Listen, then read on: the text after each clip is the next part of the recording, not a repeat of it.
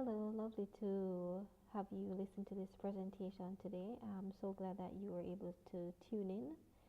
I am quite delighted to be able to speak on behalf of my team regarding the presentation around co-designing ethics for the metaverse. And we're really going to look through the eyes of Jamaican young people. So, by way of an introduction, my name is Dr. Samantha-Kaye Johnston. I am a researcher at the University of Oxford and a fellow at Jesus College, which is also based here in Oxford. And so, what I'll be speaking on today is really a bit around a project that we did with it, really was a collaborative effort between Jesus College, who funded the project, and a local youth organization. But I'll provide more details of that in a bit. So, when it comes on to this particular project, one of the things that I was really interested in is really diving a little bit more into connecting this project with Jamaica Vision 2030, which is Jamaica's national development plan. And of course, this long-term plan is to ensure that Jamaica is the place of choice to live, work, and raise families. And so one of the things that really was striking about this plan is that it spoke about economic development, data protection, privacy. When we think about even engagement with young persons. So the plan directly and also indirectly addresses these issues that I just mentioned. And of course, one of the key alignment areas that was of particular interest to me is science and technology and social inclusion. And in fact, while I was in the ideation phase of developing this project, Project Amplify, one of the things that really stood out to me, and even after engaging in this project, is really around this quote that you see here on screen, which is the key to fully understanding AI and ensuring its equitable benefits is through collective dialogue and collaboration. So we have Jamaica Vision 2030. It addresses economic development, and part of that, as we've seen, includes science and technology. And these days, we hear everyone talking about artificial intelligence, AI, for example. And so, what does that look like? What does responsible development look like? And so, a couple of years ago, when I was starting to think about different forms of technology, I started to think more thoughtfully, more deeply around metaverse. And so my area and my background is really ensuring that people are thinking critically when they're in online spaces, that young people are thinking critically, but also we design these spaces in a very engaging, but also design these spaces in a way that ensures that they're evaluating, they're analyzing, they're being exposed to different perspectives. So a big part of that for me was also bringing young people along on that process. So the broad question that I started off with in this area was really, what does the future of responsible design of digital environments look like? And for me, this was quite important because these days we have a lot of ongoing discussions and debates around what does ethics mean, what does it mean to design responsibly. So one of the key things that I did during the early stages of my thinking, I connected with a former colleague who in fact was the one who came on board through a local youth organization in Jamaica called YCDI, or Youth Can Do It in Full. And so I want to take this time to acknowledge my team. So we have Sharika Wilson, who is the head of people operations at YCDI, and of course my former colleague, longtime friend Christopher Durrell, who is the CTO at Youth Can Do It. And so a couple of years ago, I mentioned this idea to Chris in terms of diving deeper into what the metaverse actually represents. How can we come together to devise ethical guidelines for the metaverse? And so this is where Project Amplify started. And I am also pleased and wanted to also acknowledge the role of Jesus College in Oxford for providing us with the funding to be able to successfully complete this project. So therein lies the birth of Project Amplify, and it's an initiative between YCDI and Jesus College. And The aim is really to elevate the voices of Jamaican young people in the design of the metaverse. And so we had five phases across 1 year from February 2023 to February 2024. And throughout this talk today, I'll just be providing just a broad overview of what happened in each phase, what was the outcome of the project, all within this remit of these two objectives that we have here on screen, which is we really wanted to amplify and empower young people's voices in what we call an anticipatory governance process of establishing what an ethical metaverse space looks like. And I just wanted to pause to explain a little bit around this anticipatory governance. So it essentially means that we are looking forward around these new, looking forward, looking towards what could be the potential of these new technologies such as the metaverse. So at the moment, the metaverse is sort of an obscure term, and not many persons understand what it is. And of course, if we don't understand something, then we're less likely to develop it in a very ethical way. And so we wanted to establish this collaborative classroom around metaverse ethics, where we're not only designing the spaces for young people, but we're designing it with them. And so we were led by these three research questions. So the first research question was, we wanted to understand what are the perceptions of engaging with the metaverse and co-designing its ethical guidelines. We also wanted to explore and have the students sort of explain along the journey what sort of guidelines should inform the design and development of ethical metaverse spaces. And then finally, we wanted to take some time to reflect on the project. And our research question number 3 is, what are the perceptions of co-designing ethical metaverse guidelines and spaces? Now, I want to, before I jump into describing the different phases, I think it's important for us to highlight what, we're going to talk about the metaverse, but how did we actually define it? And so there are many variations in the definitions of the metaverse when you look at previous research and literature. But these are the 4 key components that we honed in on and we highlighted to the young people who were participating. So the metaverse has to be a shared space where other persons can join. So it cannot just be something where it's only a privatized space. Of course, while you're in the metaverse, you can certainly make spaces that are private. You have private communities, but that in and of itself can be a shared space.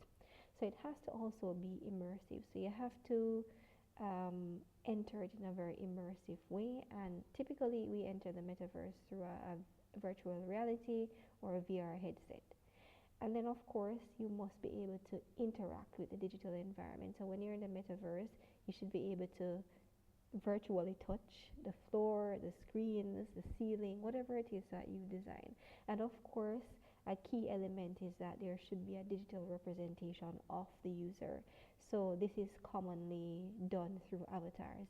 And so I'll speak a little bit more to one of the interesting findings that we highlighted through our presentation and also through our sessions when we were engaging with the young students around avatar development. Alright, so next, what I will do is to quickly bring you through the different phases, what happened, what did we find, some of the key highlights. So let's start with phase 0. So phase 0 essentially was a sort of what you call a warm-up. We wanted to understand what were students' concerns around the metaverse and also around co-designing.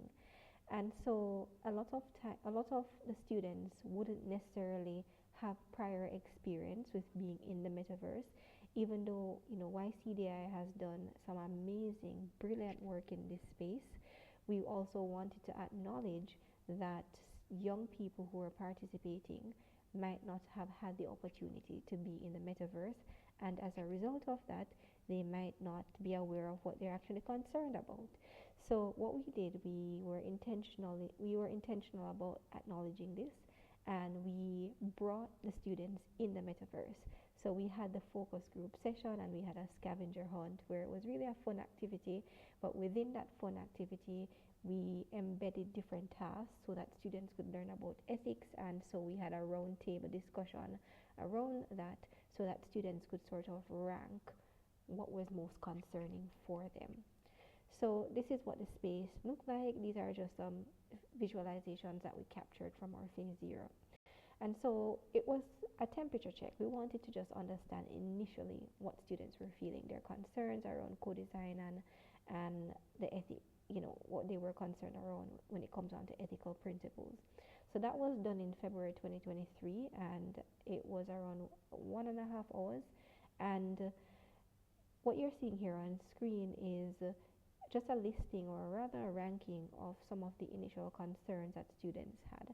And these concerns were linked to things that students thought this could certainly be important when we're thinking about co-designing ethical spaces. So for ethical metaverse spaces. So not surprisingly, most students, the top the top ethical element or top concern that they rank was around representation and diversity. Students also spoke about privacy and security, the ability for engagement in the metaverse to empower or also to disempower.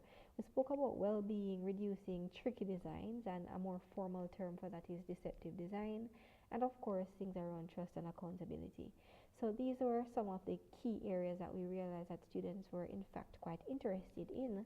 And one of the other reasons why we also wanted to ask students about this is because in later phases we actually provide training for students, and we wanted to make sure that we aligned the nature of the training sessions with things that students were concerned about, were interested in, but also we use as the coordinators of the project, we also used our professional vision to craft the sessions.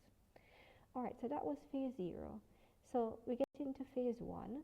So phase 1 was quite interesting. So up until now I haven't mentioned the facilitator training. So the facilitators, they were really pivotal to the success of the project, and facilitators were university age students, both from Jamaica and also from Jesus College, and they essentially were the driving force. They helped to run the sessions with the students over the course of a year, kept them engaged, for example. So one of the things that we were intentional about is to ensure that the facilitators also had training. Again, they come from very diverse backgrounds, disciplines. We had persons who studied computer science, but we also had persons who were studying political science, international development, and so with no background in the metaverse, but also they wanted, alongside that, they were interested in coming on board co-designing with young people. So we had 6 interactive workshops, 1-hour workshops. We invited experts from academia and industry, and they spoke about co-designing, of course, what is a metaverse, emotional intelligence, and how do you work with young people? What does ethical design actually mean? And so we wanted to form this group. It sort of built some sort of camaraderie among the facilitators, because they will be working together to drive the project forward. So that was phase 1. So phase 2, we also were intentional when we were talking about, answering this research question number 2 around what guidelines should inform the design and development of the ethical spaces. We wanted to also provide the young students with their own training sessions, because in order for them to design the actual metaverse space, or the metaverse ethical guidelines, they needed to also have training. Most of these students didn't come into the program with any knowledge of the metaverse, or very minimal knowledge of the metaverse. So we had between May and July, and we met, just to provide some insight, we met every Saturday, and we sort of alternated between what they would be doing. So they had capacity building sessions on one Saturday, and then the other Saturday they had the ethical guidelines sessions, where the university facilitators, who I just introduced, they would work with the students. So I will just explain briefly what was done on both occasions.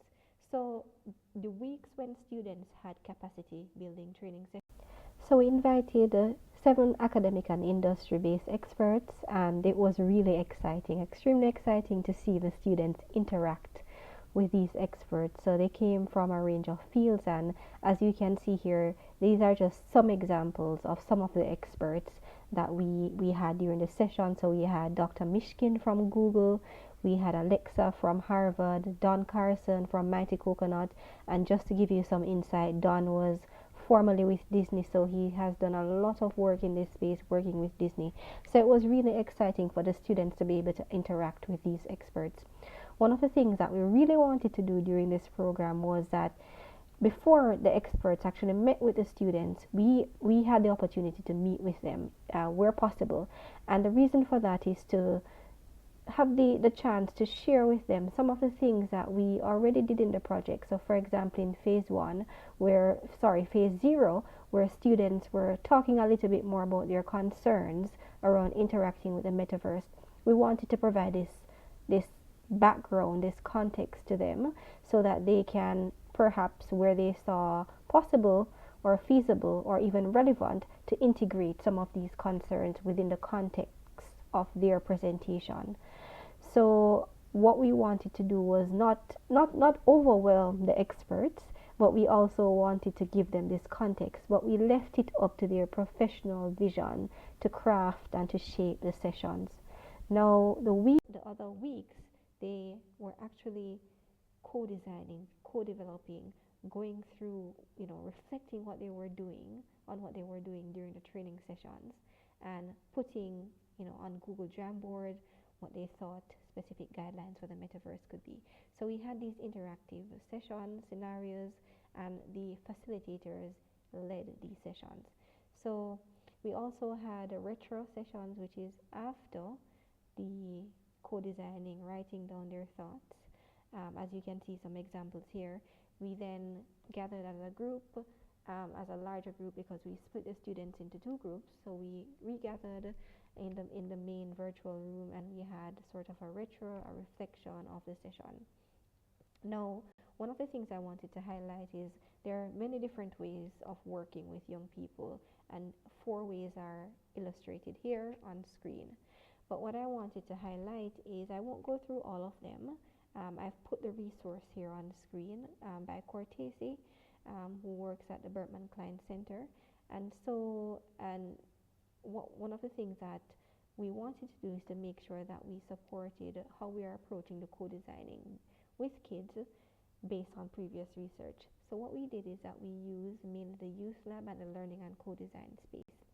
Now, I wanted to highlight the distinction between both of them. So the youth lab is considered as students would come in, and students would be expected to have some sort of expertise in an area, not high level expertise, but the students came in and they won't necessarily need training, but they are able to teach adults new skills. So we did use that, but I'll pause for there in a while. We used also learning and co-design spaces. So in these spaces, there was no expectations for the kids to have any sort of knowledge. So we sort of combined them, and it was very interesting, because in the learning and co-design spaces, as you can see before, I just described that students were provided with training, and this is the learning and co-design spaces. But students then became sort of had a little bit more expertise. They went off, did their own research, and so they were even coming back and teaching us adults about things that they've learned.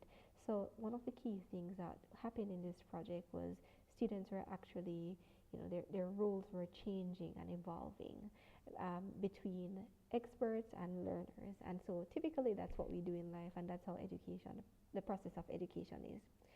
So during the design of the ethical guidelines, we encourage students, when we're not designing the guidelines, throughout the week, before your next session, do some reflection, do some research, and this is when new information usually surface, and they would come back to teach us adults new things.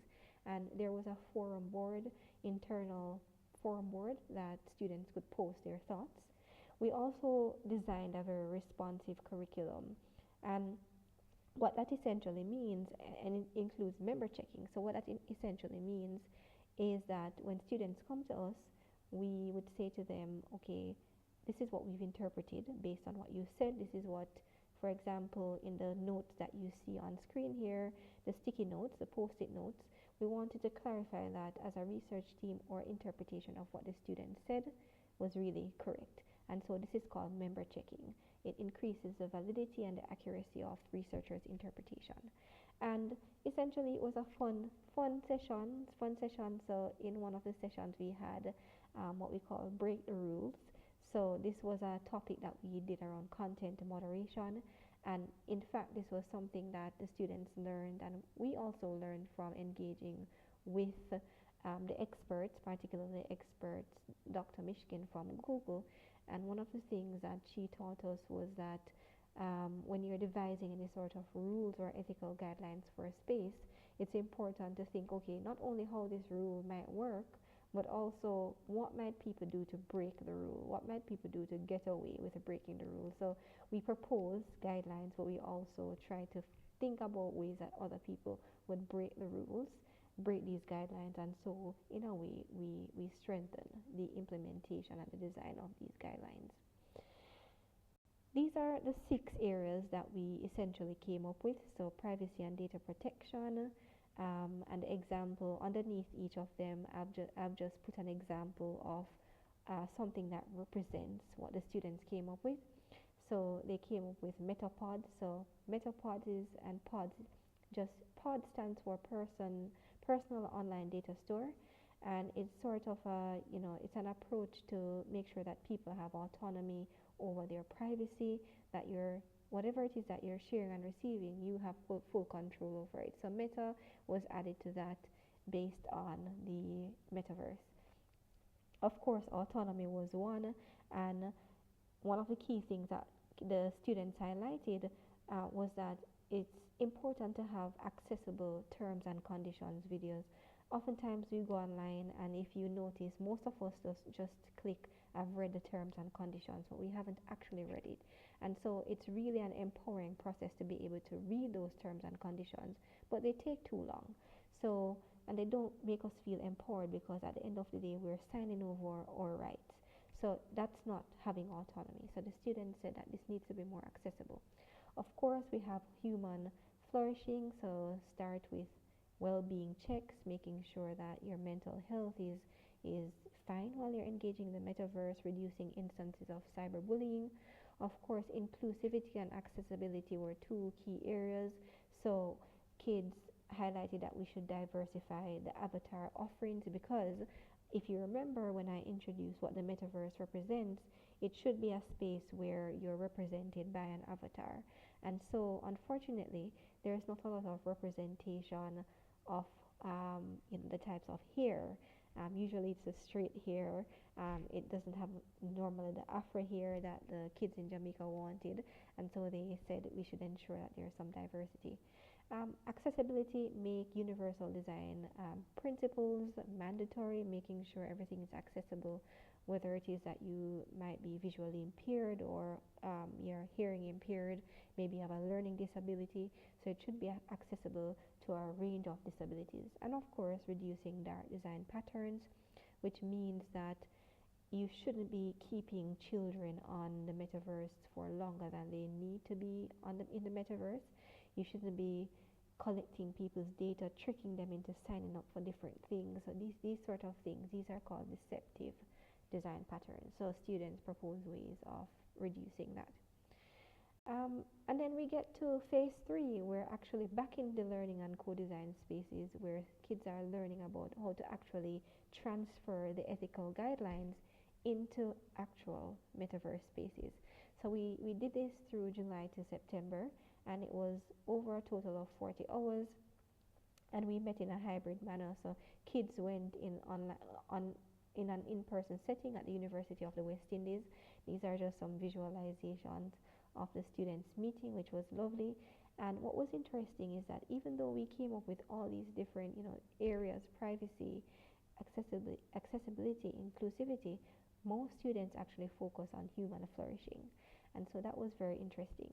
And of course, while students were learning about web development, actually building out their metaverse spaces, We reminded them of their ethical guidelines that they developed, so we provided some sort of scaffolding to allow them to remember a bit around what they developed in previous phases. And we did that through these three ways. We used things like short stories, what would you do if you were a designer, and also problem solving activities. And these are just some of our scenario cards that we use to evoke thinking around, reminding students around these ethical guidelines that they developed in previous phases. And then finally, we took some time to reflect on the project and asking students and also university age facilitators and program coordinators what were their perceptions of engaging in this metaverse space, devising, co-designing ethical guidelines and spaces. And I'll just highlight three key areas.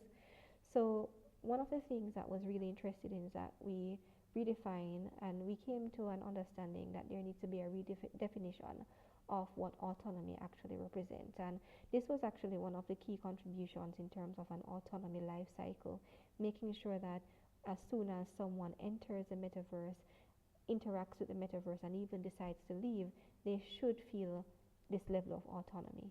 But also, one of the things that we're really intentional about is that sometimes when you have too much autonomy, you don't want to share your data or share anything.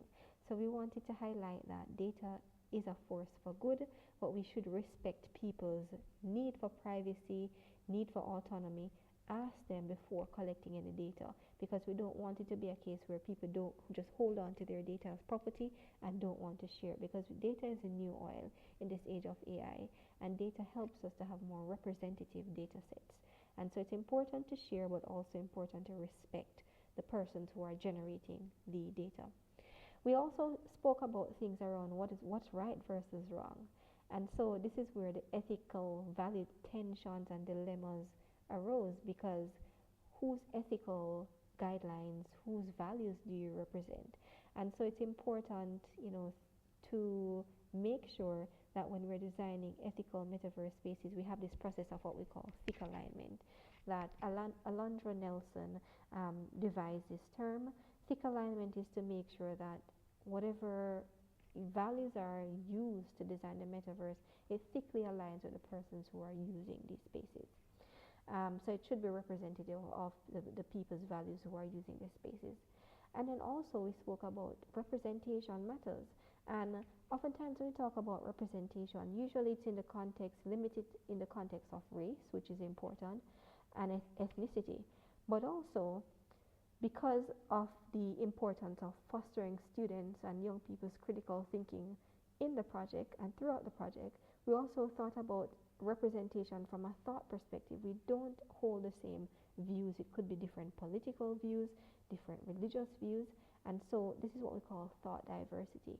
So it's important when we talk about representation to not only focus only on race and ethnicity, but also we need to think about different ways in which people think, because that can provide more creative solutions. And finally, one of the exciting things about this project is that the students, at least selected students, were able to come to Jesus College and present the findings of the research. So these are just some, visualization of their visit. The top visualization is one of our students with another of the participants showcasing her metaverse space. We were also invited by the Jamaica High Commissioner by the UK High Commissioner to Jamaica to present our findings there, and then also by City University, where we had the opportunity to try out their metaverse spaces. So it was very eventful for the students. And of course, one of our program coordinators, Christopher Durrell, visited Brazil, where he discussed quite extensively ethics and privacy with Meta. Alright, so we've come to the end of the talk today, and what I want to do, what I also want to share some exciting news. So as I'm recording this presentation now, we've just launched our final report, and this is a reference for the report that you're seeing here on screen, and this is where you can access the full report to get a little bit more insight into some of our recommendations for policymakers, such as making sure that young people are along in the process of this design, and also for developers to make sure that they develop more trusted metaverse spaces, and also for academia. One of the things we didn't do in this project is had more intentional efforts with parents, and so it's important when we're talking about these new spaces to really incorporate parents and child collaboration. So you're able to access our report freely online. It's open access, and we're very excited to hear your thoughts on it. And you can also access it through YCDI social media, as well as Jesus College, who will be amplifying the report a bit. But if you do want to make contact with me, here's my email address, and I'm also on Twitter X. And feel free to send through any sort of feedback, reactions, or report to this presentation. And thank you so much for joining today, and I look forward to the opportunity to hear your questions and your thoughts. Thank you so much.